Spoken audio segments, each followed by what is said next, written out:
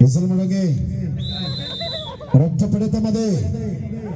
റഫറിയുടെ whistle മുഴങ്ങി കഴിഞ്ഞിരിക്കുകയാണ്.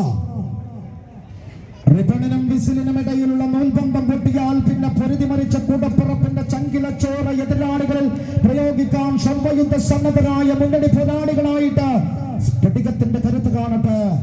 എതിരാളികൾ ആരുമായിക്കോട്ടെ, ചരിത്രം തീർത്തവരായിക്കോട്ടെ, ആ ചരിത്രം മറികടക്കാൻ നിങ്ങൾക്കാവണം. അതാണ് പറയുന്നത്. ചിലർ വരുമ്പോൾ ചരിത്രം വഴിമാറും, ചിലർ വരണം. സ്ഫടികമാണ് അതിന് ഉത്തരമെങ്കിൽ ആ ഉത്തരം ഇവിടെ കാണണം. മധുവശത്ത് ഹിതൽ ഇന്റീരിയൽസ് ഫാർമേൽ sponsored town team Koothuparamba.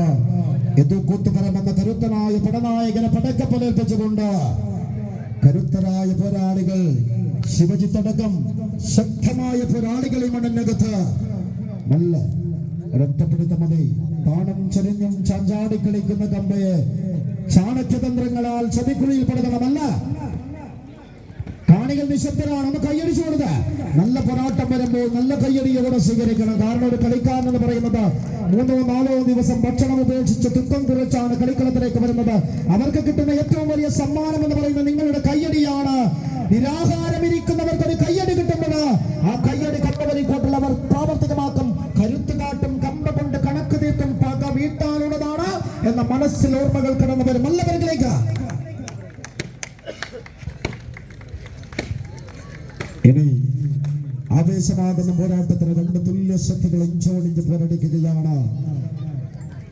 ഹിതൽ interiors ഫാർമേൽ സ്പോൺസർ ടൗൺ ടീം കൂത്തുപറമ്പ് 10 അടി വിജയദൂരം 5 അടിയോളം പിന്നിട്ട് കഴിഞ്ഞു.